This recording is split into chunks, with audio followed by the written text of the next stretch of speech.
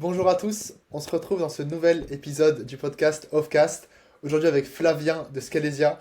Je suis très content de l'accueillir parce que ça faisait longtemps que je voulais parler settings avec lui et création d'agence. Alors on verra, c'est un peu un statut particulier parce que l'agence n'est pas encore créée, bien qu'elle est forcément dans les projets dans les prochains mois. Alors ça va être un épisode qui je pense va être un peu plus spécifique que les autres parce que là, bon, parfois on parle un peu LinkedIn, là je pense qu'on va que parler LinkedIn presque parce qu'on va parler du setting majoritairement sur LinkedIn. J'ai plein de questions pour lui, mais avant ça, Flavien, comment tu vas? Écoute, salut Valentin, merci de m'accueillir, hein, très content de passer sur le podcast. Et ça va très bien. Et toi? Yes, nickel. Bah écoute, ça va très très bien, je suis content de te parler. Et avant de te présenter, on va dire, et de parler un peu de ce que tu fais chez Scalesia ou même à côté, c'est quoi la chose qui était game changer que tu as faite la semaine dernière pour ton business? C'est la première question que je pose à tout le monde.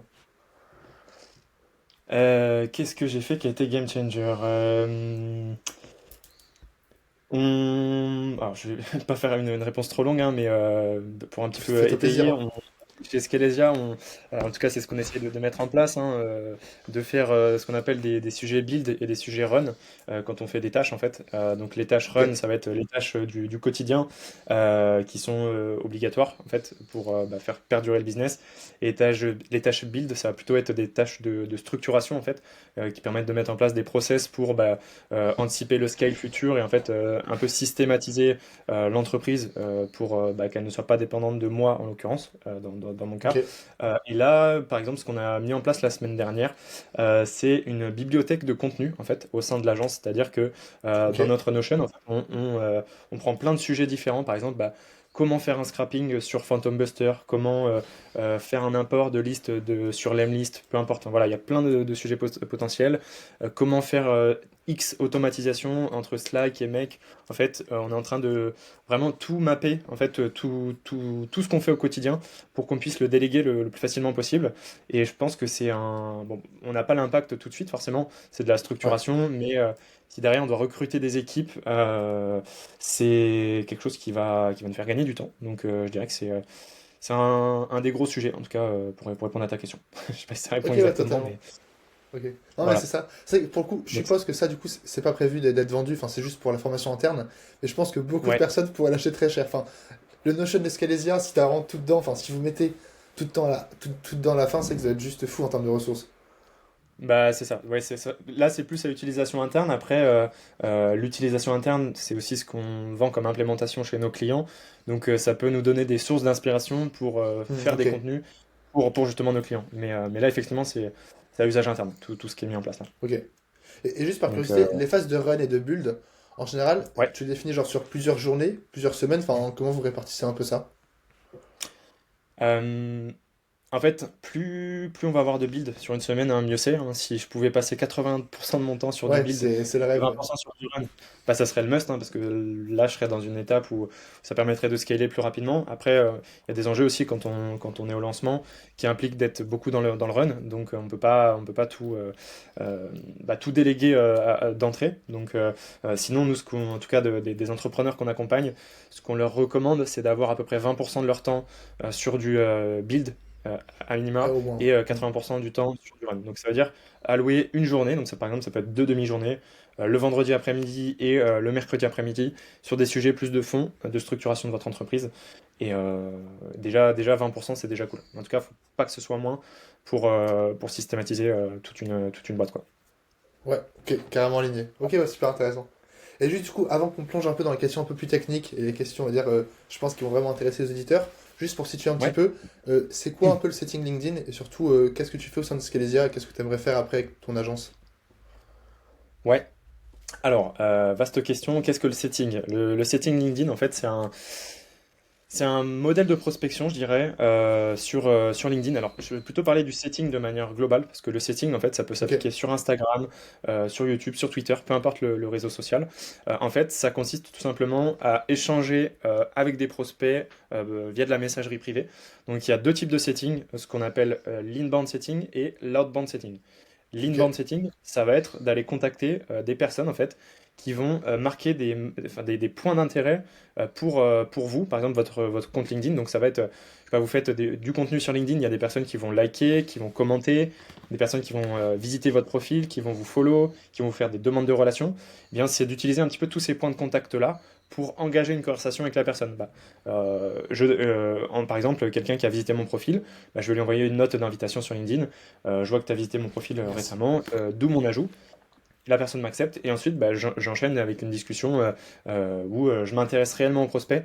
Le, le- la différence, en fait, on entend souvent parler d'outreach LinkedIn et Ouais. du setting, en fait, qu'il faut différencier. L'outreach LinkedIn, hein, qui est un terme barbare pour pas grand-chose, en fait, c'est tout simplement le fait d'automatiser toute sa prospection en ayant message 1, 2, 3, 4, 5 éventuellement de préparer, où on va direct droit au but en proposant un peu un appel à la personne.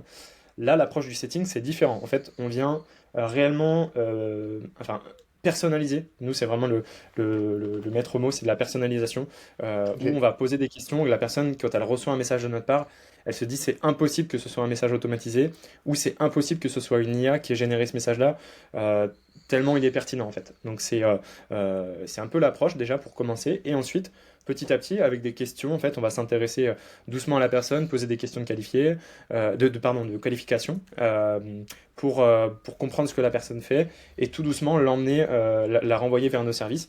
Donc c'est une approche, je dirais, où on va pas directement droit au but comme l'outreach ou le cold emailing, on va un peu plus créer de la relation dans un premier temps en discutant avec la personne et ensuite lui proposer l'appel pour discuter en fait. En fait, il faut que la personne elle ait pas l'impression de Ok. se faire prospecter, qu'elle ait juste l'impression de discuter avec quelqu'un, un entrepreneur sur LinkedIn sans forcément de la prospection. Donc ça, c'est la Ok. partie inbound setting, vraiment l'aspect rebondir sur des points de contact.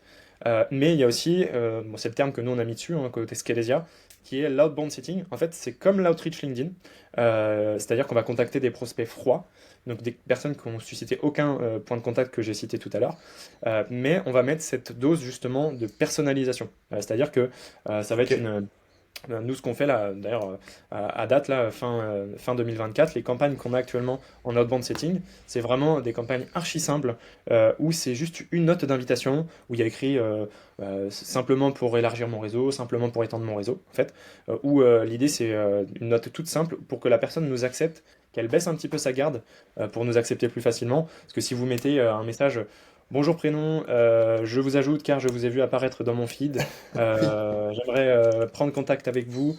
Bonne journée, cordialement, Michel et votre numéro de téléphone. Bah, en fait, rien que visuellement, on sait que c'est de la prospection, que c'est un message très automatisé. Donc, l'idée, c'est de mettre un message vraiment comme ça, un peu spontané, que vous pouvez prédéfinir en amont, bien entendu. Et derrière, en fait, à partir du moment où la personne vous a accepté, eh bien, on prend le relais à la main, en fait, pour prospecter la personne. Donc, on va poser une question par rapport à son site internet, par rapport à ce qu'il y a sur son LinkedIn, en fait, pour vraiment avoir. Enfin, la première question, elle est très importante pour avoir une première réponse. Donc, ça, c'est pour l'inbound comme l'outbound. Mais juste pour boucler, du coup, l'outbound setting, c'est comme de la prospection. Enfin, c'est de la prospection à froid, je dirais même, mais juste où, Ok. dans laquelle on va mettre beaucoup de personnalisation et créer de la relation avec de la conversation, en fait, avant d'arriver sur un appel. Ok. Ouais, je vois. C'est pour le coup les acceptations de connexion avec merci d'avoir accepté. J'ai vu que t'es une entreprise B2B. C'est vrai que bon, ça je pense qu'on l'a tous vu plein de fois, mais c'est vrai que ça marche pour le coup plus du tout. Donc ok, ouais, Mm. on verra un peu après du coup comment tu personnalises. Mais ouais, c'est vrai qu'en fait la première question, c'est qu'en fait aujourd'hui même avec de l'IA, tu peux personnaliser à fond. Mais ce qui est compliqué, c'est d'avoir une question pertinente. Enfin, parce que je suppose qu'après l'idée c'est de poser des questions pour que tu aies un entonnoir qui au final finisse par un rendez-vous avec un prospect intéressé. Et c'est là où je trouve beaucoup plus dur que juste poser des questions un peu random, on va dire. Mais parce que c'est vrai qu'on pourra un peu en parler parce que juste, c'est vrai que tu as parlé un peu des settings. En vrai, je pense, avec ma petite audience, qui d'ailleurs devient plus grande, donc déjà merci pour ça, pour suivre le podcast, je pense qu'en soit tout le monde un peu a déjà soit fait du setting LinkedIn un peu à la main, soit en a reçu. Tu vois, l'idée c'est d'aller un peu plus loin, enfin, un peu loin sur ça, on va dire. Ok, Mm. Clairement. ouais, je te laisse finir ce que tu faisais avec ce qu'elle dire. Non, non, bah, c'était à peu près tout, hein. Par rapport à ta première question de tout à Ouais, l'heure. c'est ça. Attends, ouais, mais après, j'ai peut-être un petit point, parce que tu as parlé du cold email rapidement. Parce Ouais. qu'en soi, c'est vrai que c'est quand même moins direct que le cold email. Mais justement, enfin, après, du coup, les gens vont faire des prospections ultra directes dans le cold email en demandant un rendez-vous.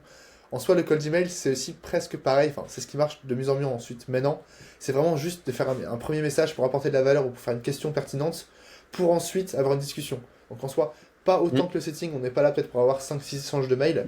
Mais en soi, en cold email, je précise pour certains qui peuvent être un peu bourrins sur les envois d'emails en masse, en soi, c'est quand même l'objectif de créer une relation et de faire un mini setting après par mail plutôt que d'envoyer directement un Calendly. Voilà, aparté, mais je précisais. Complètement. Bah, nous, on fait Ouais, beaucoup de call mailing aussi, hein, ouais, et ça fonctionne bien. Le call mailing permet d'avoir plus de scalabilité, parce qu'on peut acheter autant d'adresses mail ou de noms de domaine qu'on veut pour shooter un peu plus, en fait. Mais effectivement, nous, ce qu'on est en train d'implémenter, c'est un petit peu les codes du setting, c'est-à-dire des messages, des mails assez courts. Parce que rien ouais, que visuellement aussi, les messages de call emailing, on voit que c'est de la prospection. Enfin, en fait, nous, là, on est en train de jouer un petit peu sur l'ambiguïté avec des messages un peu plus courts ok, pour un peu disrupter. Parce qu'en fait, on a tous développé, je trouve, des radars anti-prospection. En fait, visuellement, ouais, on sait quand c'est un message c'est de la prospection, que ce soit sur LinkedIn, sur du mail, voilà. Donc, mais en tout cas, ouais, le call mailing fonctionne très bien toujours, même s'il y a eu un peu des changements de règles récemment. ouais, carrément.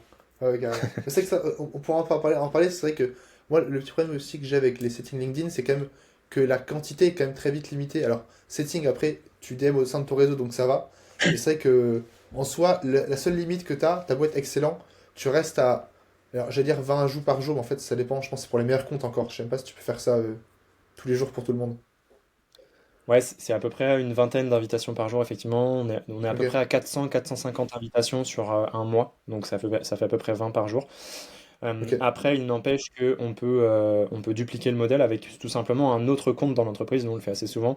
Des clients, Ah, ok. on teste le modèle avec un compte et bah, on va prendre le deuxième cofondateur, par exemple, ou un salarié de l'entreprise pour bah, doubler le volume en fait en ayant un deuxième compte avec lequel on gère ça. Donc ça, il n'y a pas de souci. Après, quand tu parlais de volume, est-ce que c'était sur on va dire le nombre de points de contact que tu peux traiter en inbound setting? Par exemple, si tes posts font 10-15 likes, ou est-ce que c'était de manière générale, enfin les limitations LinkedIn que tu posais la question? C'était plus en mode de limite LinkedIn. Bon, en soi, Ok, les deux sont corrects, mais c'était plus en mode limite LinkedIn. ok, Ok. ok. Ça marche. Et Parce que ça, malgré tout, sur la partie bah, inbound setting, même quand on s'appelle bah, Scalesia, où nous on fait vraiment beaucoup, beaucoup de contenu, je prends le cas de Benoît qui a presque 130 000 abonnés sur LinkedIn, eh ouais, bien c'est pas suffisant de reposer que sur l'inbound, d'attendre les likes, les commentaires, les visites de profil, les follow, les demandes de relations. En fait, en trame de fond, on a toujours de l'outbound qui tourne, c'est-à-dire qu'on va contacter des prospects froids pour bah, avoir plus de prédictibilité. Parce que des fois, on a des postes qui vont exploser, des fois, on a des périodes un peu plus creuses. Donc voilà, nous, avec toutes les entreprises qu'on accompagne, dès le début, on met en place de l'outbound en fait, en complément de l'inbound. Même si le travail, on va dire la qualité, c'est plus facile de contacter quelqu'un en inbound setting parce qu'il carrément. a déjà marqué un point. Enfin, on a le prétexte pour le contacter qui est tout trouvé. Euh, mais ça n'empêche pas qu'il faut avoir de l'outbound qui tourne en trame de fond. Ouais, carrément. Et juste pour avoir un petit peu de contexte, parce que du coup là, tu nous parles un peu du setting. Là, actuellement, tu parles de Scalesia, parce que tu bosses au sein de Scalesia. Tu me dis, du coup, dans quelques mois, tu allais développer ta propre agence, on va dire, de setting un peu liée à Scalesia. Comment ça va se passer, tout ça? Ouais, alors c'est dans les petits papiers là, hein, depuis on va dire la mi-2024, on a Ok, lancé une nouvelle offre chez Scalesia qui est la prospection externalisée, c'est-à-dire que on prend en charge la prospection de nos clients dans laquelle on fait bah, du setting et du call mailing, on est en train de mettre le call call aussi en place actuellement. ok, Donc ça c'est un produit au sein de Scalesia pour le moment qu'on est en train de développer, en fait c'est un petit peu un projet qui est incubé au sein de Scalesia. Parce que Scalesia, historiquement, c'est un modèle done with you où on apprend à faire aux clients plutôt que de faire pour eux, pour synthétiser. ouais, Donc voilà, on a repris ce modèle-là de done for you où on fait la prospection. Là, pour le moment, c'est incubé au sein de Scalesia, mais d'ici quelques mois, effectivement, il y aura une entité un petit peu à part. Ça verra le jour sur 2025 où ça sera une agence vraiment à part dédiée à la prospection. C'est aussi un enjeu de positionnement, de bien dissocier les deux pour que bah, les personnes, quand elles ouais, arrivent sur le site de Scalesia, elles comprennent que c'est du done with you, où on apprend à faire, et quand ils iront sur le site de la nouvelle agence, qu'ils comprennent que c'est vraiment de la prospection externalisée. Il y a un enjeu de positionnement, d'éclaircissement, on va dire, de notre proposition de valeur. Donc ça, voilà, c'est quelque chose qui est dans les petits papiers, qui verra le jour sur 2025, logiquement. ok, ouais, Donc, très donc sympa. voilà. C'est que, pour le coup, le sujet du positionnement entre done with you, alors c'est vrai que je précise un peu, bon, tu l'as déjà fait, mais done for you, c'est on fait pour toi, t'as plus ou moins rien à faire, t'appuies sur un bouton, en général, tu payes plus cher, mais t'as rien à faire. Done with you, c'est on le fait avec toi et t'apprends à le faire, donc on va dire, au final, t'internalises la compétence, et après, t'as le do it yourself qui est plus formation, tu fais toi-même. En gros, c'est un peu les trois parties.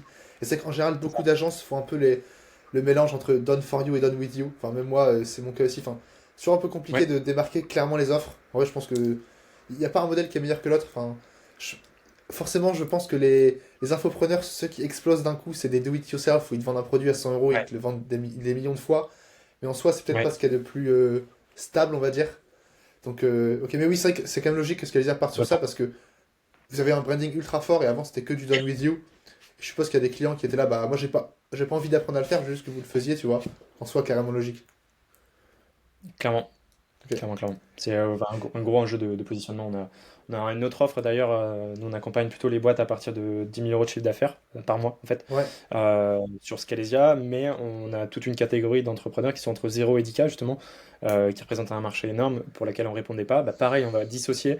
Ça, c'est un autre produit qui est incubé au sein de Scalesia qui va être dissocié sur c'est 2025 Jocelyn aussi. ça non? Parce que Où... j'ai parlé avec lui.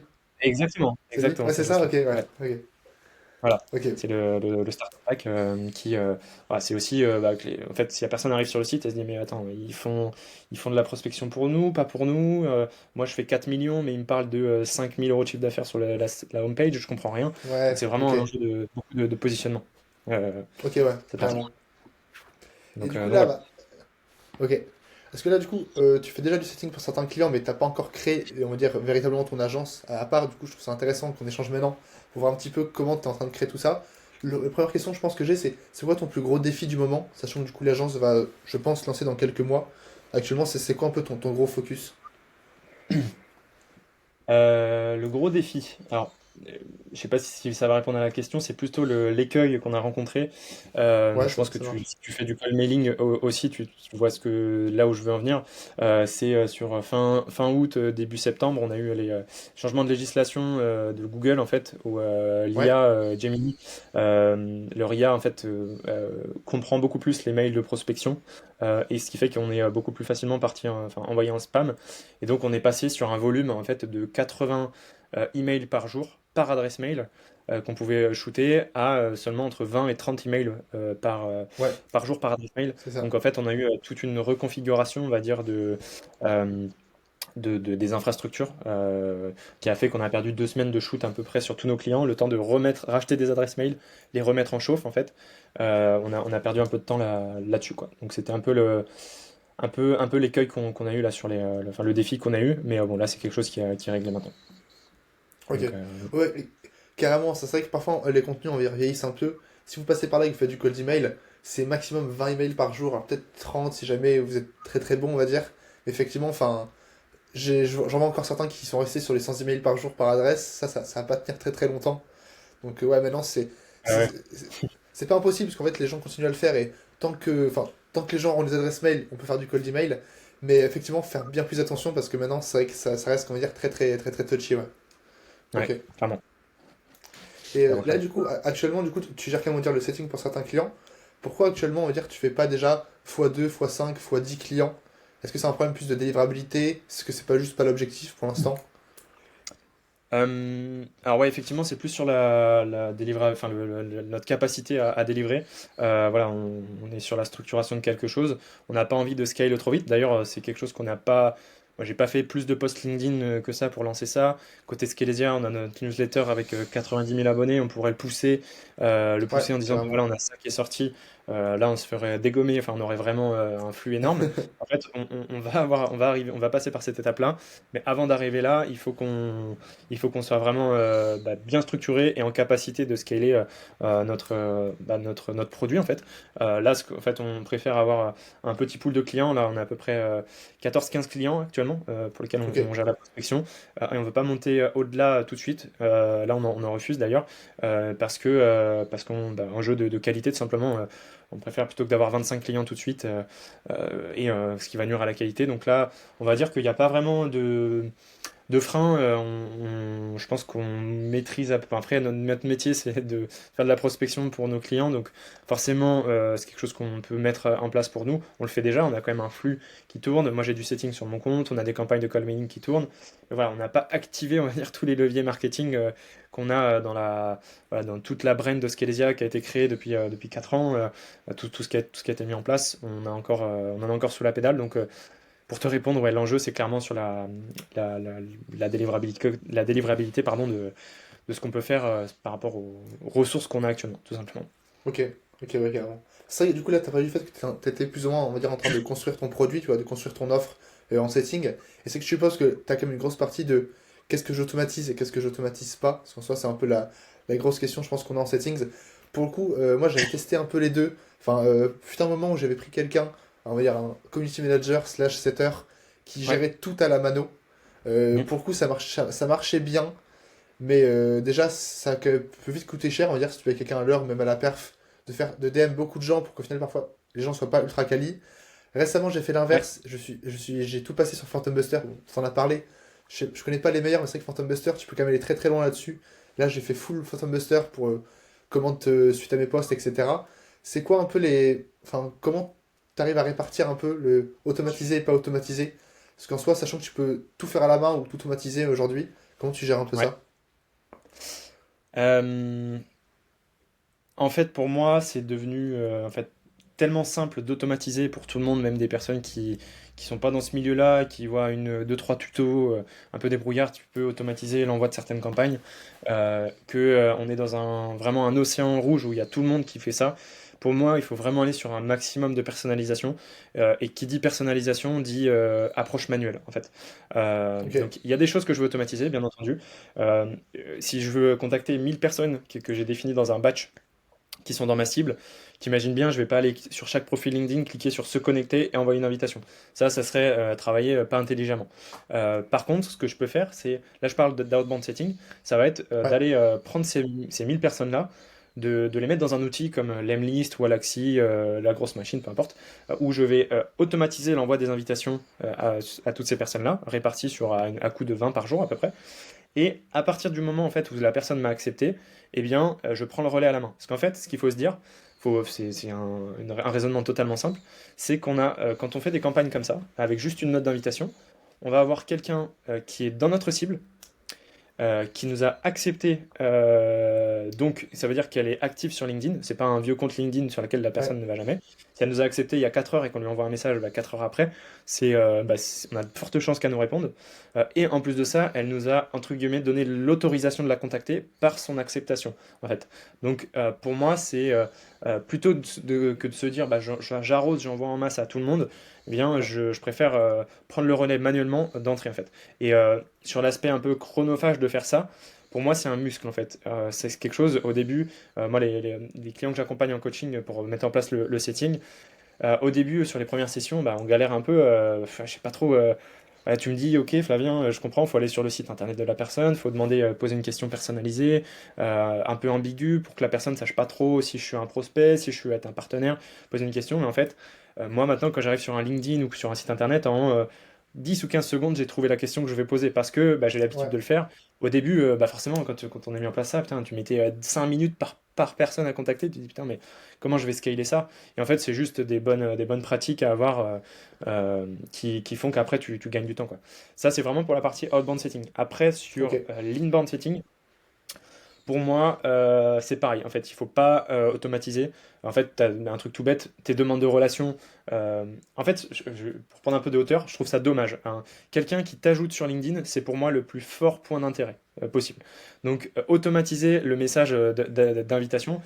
Hello, bienvenue dans le réseau, qu'est-ce qui t'amène sur mon profil? Ce qui fonctionnait peut-être bien il y a quelques temps.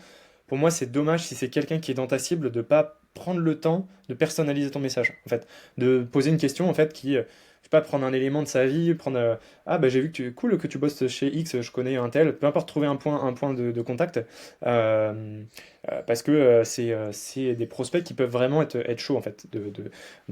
Donc moi, j'automatiserai pas cette partie-là. Après, la partie follower, c'est pareil, je le ferai pas forcément de manière automatique. Et les visites de Ok. profil, on peut le faire avec par exemple, Sales Navigator, on peut mettre les personnes qui ont visité le profil dans les 90 Ouais. derniers jours et envoyer des invitations. Mais c'est pareil, en fait, Enfin, en fait, il y a un peu de déperdition entre le filtre Sales Navigator et les personnes qui ont réellement visité ton profil. Tu sais, tu peux mettre, moi je veux que des CEO, fondeurs entre 11 et 50 personnes Ouais, qui ont visité mon profil dans tes filtres Sales Navigator, et après envoyer ces personnes-là dans une campagne, par exemple. Mais le fait de faire ça, faut pas comprendre des fois l'intérieur de Sales Navigator, les filtres, ça fonctionne pas très bien. Et moi j'ai remarqué ouais, qu'il y a énormément de personnes qui visitaient mon profil, qui normalement devaient être dans ma cible, mais qui ne remontaient pas dans SalesNav. Donc je préfère l'approche manuelle. Et l'approche manuelle, en plus de ça, elle permet des personnes avec qui j'ai déjà discuté, qui revisitent mon profil. Bah, c'est la force du contenu, hein, à force de les personnes reviennent ouais, sur ton bien profil, sûr. Ouais. et je peux les relancer à ce moment-là en fait. Donc c'est ça. Moi je suis plutôt sur l'approche manuelle en général, et pour moi, enfin, c'est clair, on s'y retrouve clairement à la fin. Ok, Il y a plein d'éléments sur lesquels on peut gagner du temps. Ça va être de préenregistrer des messages. Moi, j'utilise un outil qui s'appelle Raycast, donc c'est Raycast, qui permet en fait, si je tape deux points ABC sur mon clavier, bah, ça va ouais, m'écrire toute une phrase en fait, que j'ai préenregistrée avant. Ça, je tape deux points rendez-vous, bah, ça dit, bah, est-ce que ça te dirait qu'on échange prochainement? Enfin voilà, c'est plein de petits trucs comme ça. Euh, pour moi, on peut gagner du temps à plein d'étapes, mais il y a des étapes pour lesquelles le fait de les automatiser, ça vient desservir plutôt que servir, je trouve. ok. Ouais, je suis 100% d'accord. Moi, j'utilise Typedesk aussi pour ceux qui veulent. Ils ont l'abonnement aussi Lifetime qui est très peu cher. C'est pareil, c'est à chaque fois, genre, tu fais 2 3 raccourcis, ça marche aussi pas mal. Mais et c'est Ok, juste, moi, cool. la théorie que j'avais derrière, parce que c'est vrai que moi, j'ai essayé de faire du setting, et justement, je m'interdisais de faire du setting avec les visites de profil, parce que justement, dans ma tête, ceux qui avaient visité mon profil et qui n'avaient pas demandé, justement, c'est parce qu'ils voulaient pas.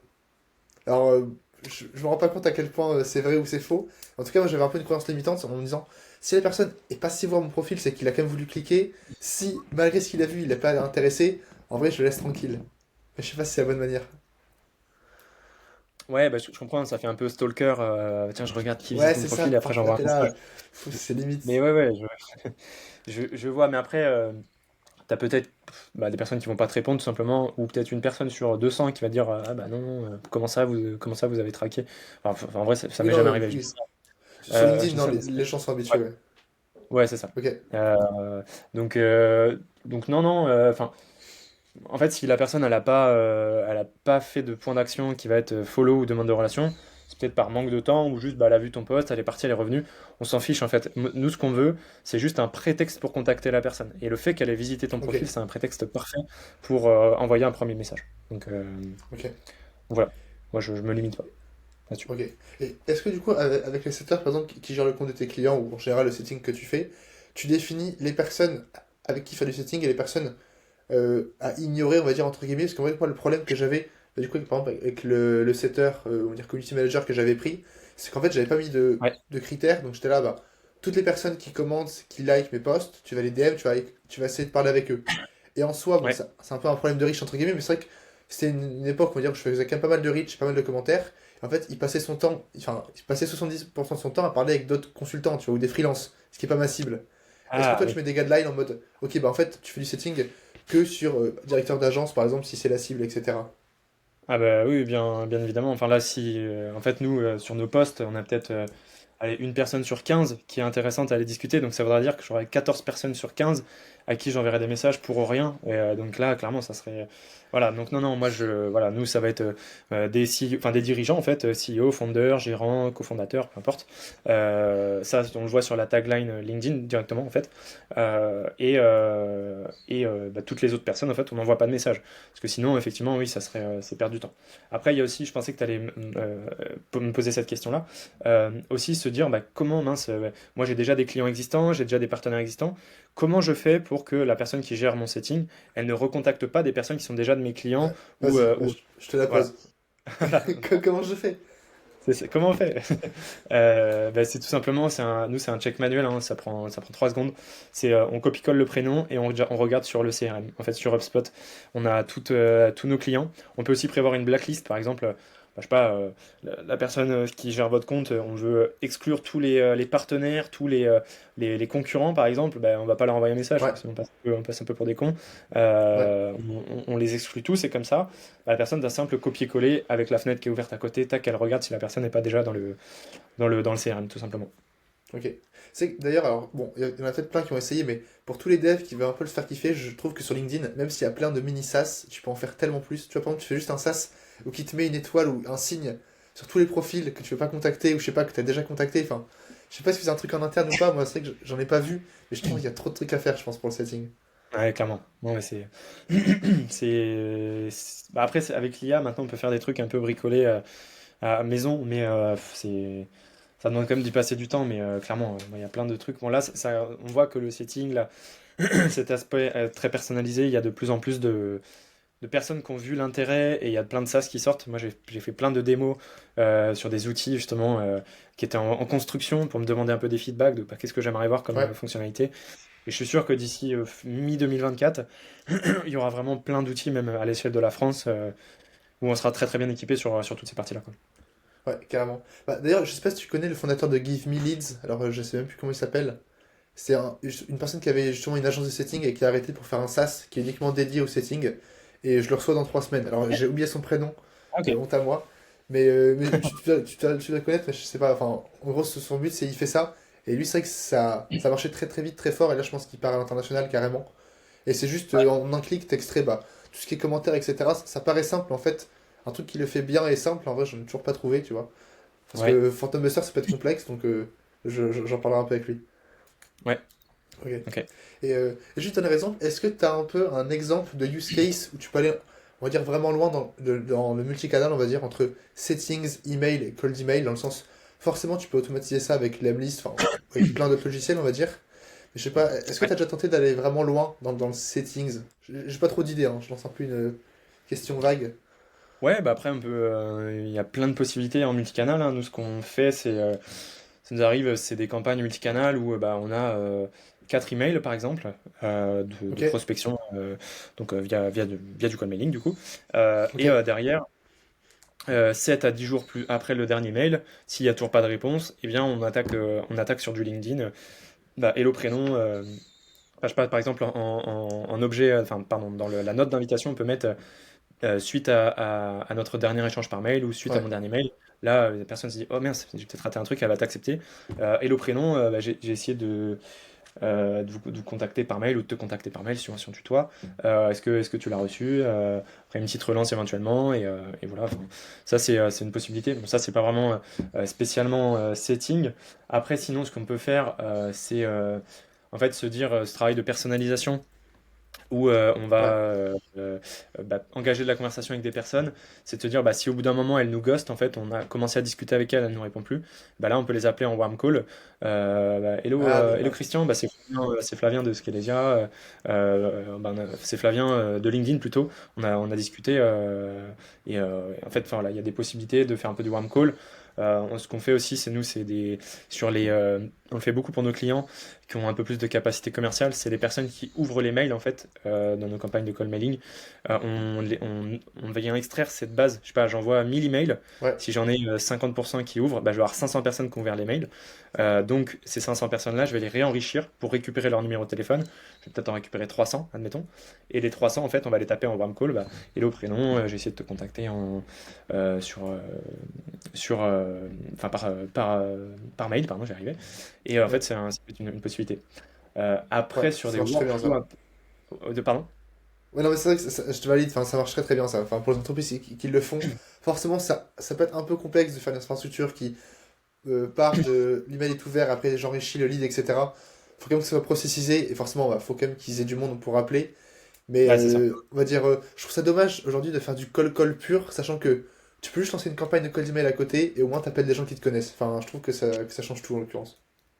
Bah, et surtout, enfin, il y a l'icebreaker qui est beaucoup plus facilement trouvé, Ouais, où on prétexte, en fait. Pareil, des personnes, ça c'est une petite parenthèse, des personnes qui ont ouvert X fois votre email, s'ils l'ont ouvert 4 fois par exemple, ouais, nous on avait mis en place une automatisation, bah, c'est un fort point d'intérêt, la personne ou elle a cliqué sur le lien, ah là on a tout intérêt à l'appeler en fait. Donc, ouais, directement. voilà. Euh, Ok, Après, sinon, tu me posais pour revenir à ta question initiale de jusqu'où on peut aller. En fait, nous, on avait mis en place quelque chose qu'on a stoppé, mais je vais ok, t'expliquer ça quand même. En fait, on avait mis en place un workflow où, on avait bricolé en fait un outil IA in-house en fait. Ok. C'est-à-dire qu'on avait un fichier Google Sheet où j'avais ma liste, pas admettons de 100 prospects, où j'avais leur URL du site web dans une colonne. Et en fait, je demandais à Make, donc Make c'est un outil d'automatisation, je lui disais, bah voilà, Ouais. prends cette colonne-là, enfin, mets ce site internet dans ce prompt ChatGPT là. En fait, c'est un fonctionnement par API avec ChatGPT. Ouais. Et en fait, c'est un prompt qui fait, je sais plus combien de caractères, mais on a passé plusieurs semaines avec Benoît à le travailler et à le retester, Ok. à l'améliorer. Où en fait, ça allait sur le site internet de la personne pour poser une question personnalisée euh, par rapport au contenu de ce site. Par exemple, je sais pas, j'y vais analyser un site SEO. Hello, hello prénom, bah, je viens de faire un tour sur le site de votre agence. Vous faites aussi du SEA? Tu vois, une question un peu comme ça qui est Ok, ouais, totalement je vois. légitime en fait. Ouais. Et, euh, et ça en fait, donc il y avait le workflow entier, c'était on récupérait, enfin ça envoyait dans ChatGPT. Après la réponse de ChatGPT, du coup, c'était une question personnalisée. Et cette question personnalisée allait se remettre dans mon fichier Google Sheet initial, où j'avais du coup mon site internet et mon icebreaker juste à côté. Ce qui faisait qu'en fait, derrière, j'avais juste à mettre mes 100 prospects dans une campagne Lemlist, par exemple, et j'avais de l'automatisation, mais de la personnalisation en même temps. Ouais. Je t'ai dit que c'était quelque chose qu'on faisait, mais qu'on ne fait plus. Pourquoi? Euh, Parce que pour moi, là, en tout cas, fin 2024, on a vraiment tous détecté des radars anti-IA. C'est tellement devenu simple En fait, avant, quand quelqu'un posait une question personnalisée, on se disait, bah, c'est pas possible que ce soit une IA, c'est vraiment quelqu'un qui pose cette question. Mais maintenant, il suffit qu'il y ait un petit mot qui devrait pas être là, ou une tournure de phrase qui est un peu bizarre. Et ben en fait, on comprend que c'est de l'IA et ça crée encore plus de frustration. On n'a pas envie de répondre, en fait. Donc, je sais pas, par exemple, Ouais. quelqu'un qui va sur le site de Skezia qui me dit. Hello Flavien, bah, je viens de faire un tour sur le site de Skezia, donc vous aidez les boîtes B2B à faire plus 30% de croissance par an? Tu vois, une question comme ça, Ouais, tu, bien tu sûr. sens que il a juste récupéré ce qu'il y avait sur le site, quoi, et que c'était pas top, quoi. Donc, en fait, nous, on privilégie vraiment pour reboucler ce que je disais tout à l'heure encore, l'ultra personnalisation toujours, et l'aspect manuel, en fait, d'envoyer des vrais messages. Même si ça prend un peu plus de temps, c'est vraiment un canal qui fonctionne très bien et on s'y retrouve à la fin, en fait. Ouais, Donc, carrément. voilà. C'est pour ça que aujourd'hui j'ai expliqué que, d'après moi, genre, avec l'IA que tu développes aujourd'hui, en vrai, la personnalisation n'a presque aucune valeur. Parce qu'en fait, tout le monde peut aller tellement loin là-dessus. Parce qu'en fait, et encore, on va dire, t'as quand même été bon, on va dire, pour coder des trucs avec Make, mais aujourd'hui, avec Clay, qui est très connu, bon, qui est un peu cher, on peut faire plus ou moins Ouais, pareil, vraiment très très facilement. exactement. C'est que tu le reçois. Alors, autant sur LinkedIn, je vois pas tellement en cold email, je reçois que ça. Enfin, hier encore, il y a un gars qui m'a prospecté. Il m'a fait un résumé, mais genre détaillé de ma vie. Genre, je sais pas jusqu'à où il a scrappé, mais vraiment, le gars était ultra précis pour à la fin me proposer de me vendre des leads. Donc j'étais là, bah ouais, quoi. Mais Ah ouais, ouais. je suis d'accord. Mais et t'as quand même testé, t'as quand même eu des bons retours, ou t'as rapidement vu que les gens captaient qu'en fait ça marchait pas tellement? On l'a testé tout début 2024, oui c'est 2024, et ça fonctionnait pas trop mal. Et après on a vu il y avait de la déperdition parce que tous les outils, les Lemlist, les Wallaxy, les La Grosse Machine, ont commencé à sortir tous leur IA en fait, et tout le monde s'est mis à utiliser ça, et, même Ouais, Clay du coup. ouais, Donc on a stoppé parce qu'on considérait qu'on gaspillait des cartouches de prospection en faisant ça. ouais, carrément. Donc Ok. voilà. Et juste une petite question Mais, plus, du coup, sur l'agence que tu es en train de créer, parce que forcément ça m'intéresse aussi pas mal. C'est quoi la structure que tu vois dans ma tête? Une agence de setting, ça peut relativement être simple en mode. Alors, je sais pas si tu veux les prendre en freelance, soit au sein de ton agence, mais tu es là, bon, tu fais des process et tu prends des setters, ou peut-être même des personnes moins expertes que des setters qui suivent tes process. Comment tu vois un peu ouais. l'organisation, on va dire, de ta boîte? Ouais, bah alors on va être deux fondateurs déjà, deux cofondateurs où on va un peu Ok, chapeauter tous les sujets build, etc. On est un peu sur tous les sujets. Après, va y avoir deux personnes qui vont être en front qui vont être en front, je vais arriver, avec le client. Ça va être la partie account manager ok, et l'expert. En fait. L'expert, si on travaille le sujet cold emailing avec la personne ou le sujet setting, eh bien il va avoir un expert sur du setting qui va gérer la prod pour lui, en fait, qui va faire les campagnes de setting, qui va gérer le setting sur son compte. Et à côté ok, de ça, un account manager, parce qu'en fait, euh, c'est des business qui fonctionnent beaucoup en rétention, où l'idée, c'est de garder les personnes le plus longtemps possible pour améliorer la LTV, et le fait d'avoir un bon process de compte management avec des points de contact réguliers, quelque chose que un expert va pas forcément faire, faire des bons travaux de reporting, passer des petits love calls, des petits appels comme ça, savoir comment ça se passe de ton Ouais. côté, en fait, vraiment être garant de la satisfaction. Si c'est un business de rétention, c'est vraiment indispensable, et nous, on l'a vu là, depuis quelques mois, on a implémenté le compte management dans l'agence en fait, et on a Ok. vu que la satisfaction a explosé en fait, et ça va participer grandement à la rétention en fait. Donc c'est un petit peu comme ça que ça va être structuré d'un point de vue humain. D'un côté l'expert métier, et à côté de ça le compte manager qui lui gère tout un pool de clients, l'ensemble des clients en fait, pour s'assurer de leur satisfaction, gérer les reporting, etc., la relation, les échanges. Donc voilà. Ok. Et c'est également question, comment tu gères un peu l'offre, slash, alors ta rémunération, alors évidemment, je ne vais pas te demander c'est quoi les prix de ton offre. De un, c'est sûr que tu l'es pas et je trouve pas ça pertinent, mais surtout dans le sens, beaucoup de gens, on va dire aujourd'hui, veulent faire de la performance, enfin, surtout pour les clients, encore plus dans le setting. Enfin, j'ai l'impression que la majorité des agences ou alors des setters, tu vois, que j'ai vu, c'est tu me payes rien en termes de fixe, par contre, je te prends 20% de tout le C assigné, enfin, des choses plus ou moins comme ça. Comment tu vois un peu ça, toi, plus sur l'aspect setting? Ouais, alors, faut dissocier deux choses. Nous, au sein de Scalesia, quand un setter en fait génère un rendez-vous qui est closé, il reçoit un pourcentage de ce qui a été closé, en fait. Parce Ok, que, il y a une partie variable, mais à côté de ça, il a un fixe. Il a un fixe euh, très correct, en fait, et derrière, il a un petit variable justement pour aller chercher un peu plus quand il y a du CA closé. Pour ce qui est, ok, nous, de l'agence, en fait, on a pris le pari de faire vraiment, enfin, pas le pari, mais en tout cas, on est sur un modèle fixe en fait. Il y a pas de variable. ok. En fait, nos clients nous payent en fixe. Du coup, nous-mêmes, les setters qu'on a formés, ils sont aussi payés en fixe parce que il y a un peu une dissociation. Enfin, c'est un peu difficile de payer, Ouais, bien sûr, ouais, d'être payé au fixe, mais de payer nous variables, c'est un peu bizarre quoi. ouais, Même si on aurait tout intérêt, même si on perd un peu d'argent à payer le setter en fixe, si ça fait exploser le client va rester. Donc il y a peut-être un cercle vertueux à aller chercher, mais en tout cas, voilà, sur le done for you qu'on fait pour les clients, les personnes qu'on a en interne, c'est du fixe. Il y a pas de variable. ok, Euh, voilà. On part sur un fixe déjà confortable en fait, et on considère que le fait qu'il y ait de la performance, c'est induit de par la prestation en fait. C'est pas je vais plus si je vais chercher la performance. En fait, enfin, c'est dans les tâches, dans la mission d'aller générer du rendez-vous en fait. Donc c'est pour ça qu'on met pas sur cette partie-là, il y a aussi pas de variable. ouais, je suis 100% d'accord. Bah, c'est d'ailleurs ce que j'ai changé là depuis la rentrée cette année. Enfin, c'est qu'avant, je faisais fixe plus variable. Et effectivement, en fait, t'as Ok. toujours deux trois clients avec lesquels ça explose et t'es là, putain, mais c'est magique, genre je prends des variables alors qu'en soi, j'ai pas plus bossé que d'autres. Mais je trouve que ça attire aussi un peu les mauvais clients, enfin, les clients qui arrivent et qui disent, je veux que du variable, etc. En vrai, c'est aussi un peu warning, tu vois, comme les prospections, faut quand même faire gaffe. Et j'aime bien ce modèle, j'essaie de faire ça maintenant, dans le sens, bah, je sais pas si c'est un engagement, mais par exemple, je pars du principe qu'en fait, le variable, c'est juste est-ce que tu continues à bosser avec moi ou pas. Donc en fait, t'as aucun engagement, c'est Exactement. juste au mois, et à la Ouais. fin, si t'es content, et ben tu repayes un fixe. Et en fait, c'est ça le variable, et je trouve ça beaucoup plus sain, que ce soit pour l'agence ou même pour C'est les ça. clients. Bah, c'est ça. Et surtout, on n'est pas des magiciens, hein. Si la personne elle a aucun product market fit et que son offre elle est éclatée, que son produit n'est pas bon, peu importe, enfin, ou que ça répond vraiment pas aux besoins du marché, on peut mettre la meilleure stratégie d'outbound ou de setting en place. On n'arrivera pas à combler les lacunes, et enfin, le fait de ne pas générer de rendez-vous, ça peut juste être la conséquence du fait que le canal d'acquisition n'est pas pertinent pour cette entreprise, ou que Ouais, son offre totalement. n'est pas adaptée en fait, et que c'est pour ça qu'on ne génère pas du rendez-vous.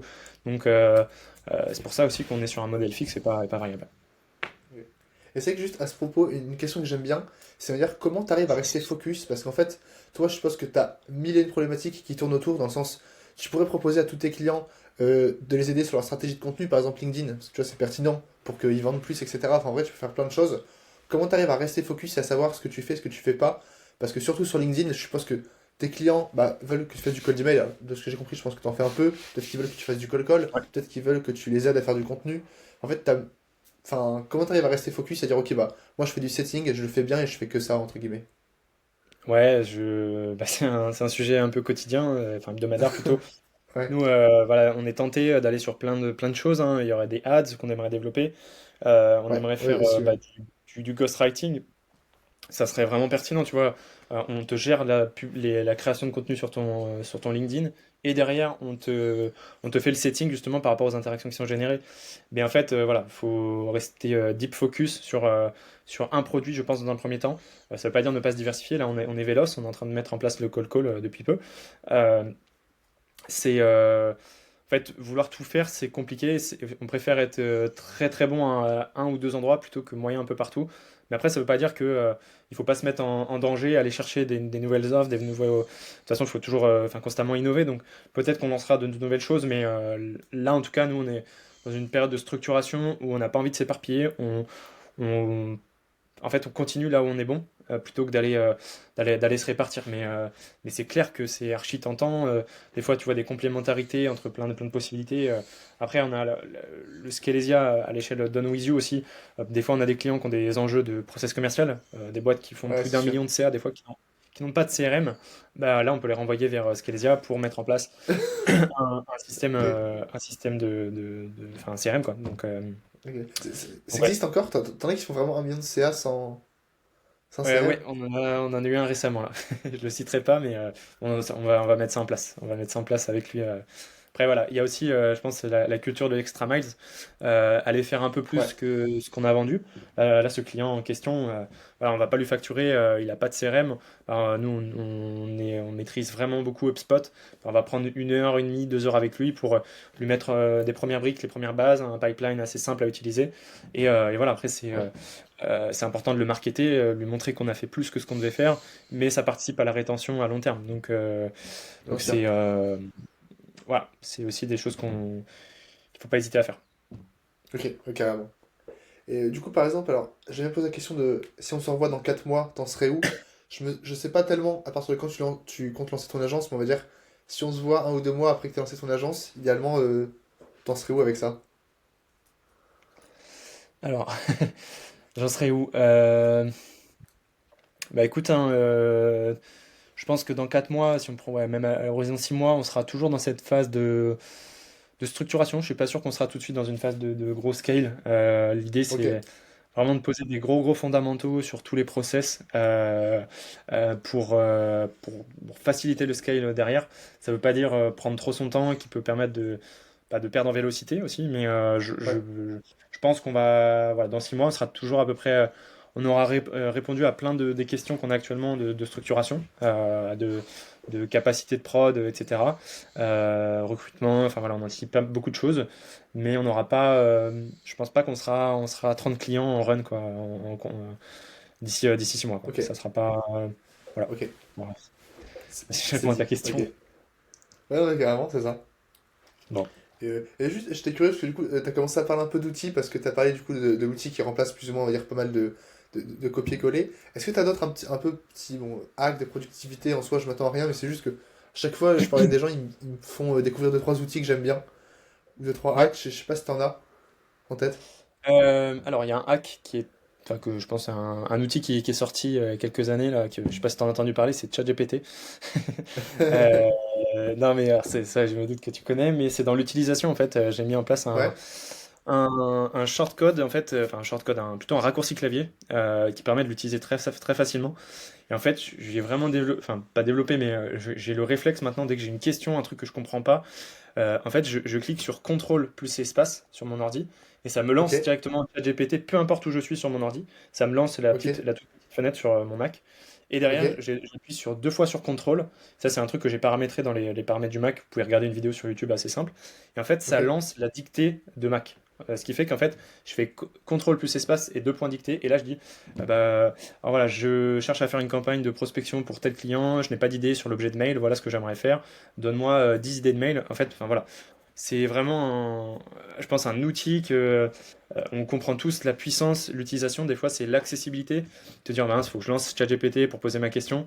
Je trouve que le fait c'est William de Geeky, hein, d'ailleurs, pour le citer, qui m'a montré ça, que lui, qui est ok, expert en IA, il m'a montré ça parce que enfin, je l'ai vu faire devant moi en session. Je dis, putain, mais c'est trop bien ce que tu fais là. Et du coup, ça, c'est quelque chose qui, je trouve, permet d'avoir un accès à toute la connaissance et à résoudre tous les problèmes. Je sais pas, alors je suis en train de faire une campagne avec ces recettes, je suis bloqué, je comprends pas, ma formule ne fonctionne pas sur Excel, peu importe. Ouais, Explique-moi simplement comment résoudre mon problème. Tac, on envoie le CSV. Enfin, il y a tellement d'utilisation, je trouve. Donc ça, je dirais une accessibilité plus rapide à ChatGPT, c'est très cool. ok. Euh, D'ailleurs, pareil, sur Slack, maintenant, j'utilise beaucoup la dictée. J'envoie beaucoup de vocaux, donc ça, c'est pas forcément cool parce que c'est chiant à écouter. Je Ah, suis le premier à m'en plaindre, c'est mais toi qui les envoies, je suis... c'est gars qui envoie les Ouais, vocaux. voilà. Voilà, je suis le pote chiant qui envoie les vocaux de 3 minutes 30 pour dire bonjour. Mais ouais, dans ça, du coup, j'essaye de moins en faire. Mais il y a, bah, c'est pareil, la dictée sur Slack, par exemple, j'appuie 2 fois sur contrôle, ça me lance la dictée. Bon, des fois, il y a des coquilles, des fautes d'orthographe, mais c'est pas grave, en fait. Il faut juste que les équipes soient au courant. Que, bah voilà, si tu vois des erreurs, des fois, c'est juste que j'utilise la dictée. Donc ça, faut prévenir les personnes. Il n'y a pas de souci, il faut juste faire gaffe avec les clients, forcément. Ouais, Après, pour répondre à ta question, qu'est-ce qui est très cool comme outil que j'utilise au quotidien? T'es là. T'es là pour faire des vidéos, en fait, oui. capturer son écran. Bah, d'ailleurs, j'ai eu quelques minutes de retard tout à l'heure sur le début du podcast, que j'étais en train de tourner un Tela, justement. En fait, on est en train de tout structurer, ce que je parlais tout à l'heure, le fait d'avoir une bibliothèque de tous nos contenus, de tous nos process. C'est parce que, bah, voilà, d'un simple clic, hop, je filme mon écran. C'est vraiment un outil très simple d'utilisation. Ça coûte 20 euros par mois et ça peut vous permettre de déléguer, mais d'une facilité. Moi, maintenant, j'ai créé tout un playbook setting. Si je veux faire rentrer quelqu'un, en fait, Ouais, la façon dont j'ai pensé ces playbooks-là, c'est que je peux prendre un stagiaire de troisième. Enfin, si j'onboard un stagiaire de troisième pour qu'il fasse le travail à ma place, bah, en fait, j'explique tout en détail, tous mes process de manière ultra détaillée, ce qui permet derrière que la personne elle puisse être onboardée très facilement sur tout ça. Donc ça, le T là, c'est trop bien. Euh, Après, sur les outils plus bah, d'automatisation, de prospection, ça va être l'Emlist. Hein, vraiment, moi, c'est ce que je préfère. Wallaxy est ok. cool aussi. Il y a un peu plus de bugs, je trouve, mais ça reste cool. Pour le niveau 1, on va dire, commencer la prospection. Phantom Buster, qui est très cool aussi pour tout ce qui va être scrapping. Ouais. Attends, je regarde mes onglets, là. Est-ce que j'ai pas une extension qui tourne en Je fond? précise aussi, ça tombe bien, il y a 4 jours, je pense que ce sera du coup dans quelques semaines quand je posterai l'épisode. J'ai fait une vidéo sur mes 10 outils de productivité, j'en ai fait une sur YouTube. Je mettrai le lien en Cool. description si ça peut intéresser. Taylor, je l'avais mis en premier parce qu'effectivement, je trouve ça game Oui. changer. Enfin, je vois Ok, pas comment Loom peut prendre autant de parts de marché, sachant que Loom c'est terrible, c'est pas beau, etc. Taylor, clairement. ils sont juste trop forts. Enfin, franchement, c'est ultra Vraiment. simple. Même les vidéos Ouais. YouTube, ça peut être des vidéos très travaillées que tu fais quand même sur Taylor. Enfin, franchement, c'est juste game changer. Bah, 100%. 100%. Ouais. Et Mais après, merci, ouais, vas-y.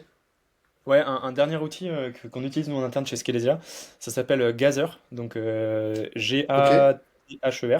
En fait, c'est un outil qui, si vous êtes une équipe en remote ou peu importe si vous êtes freelance, en fait, ça permet d'avoir une carte un peu à la Pokémon. Vous avez des petits personnages et vous vous déplacez. Moi, par exemple, bah, je veux poser une question à mon collègue. Soit il est en vert, soit il est en orange, soit il est en rouge.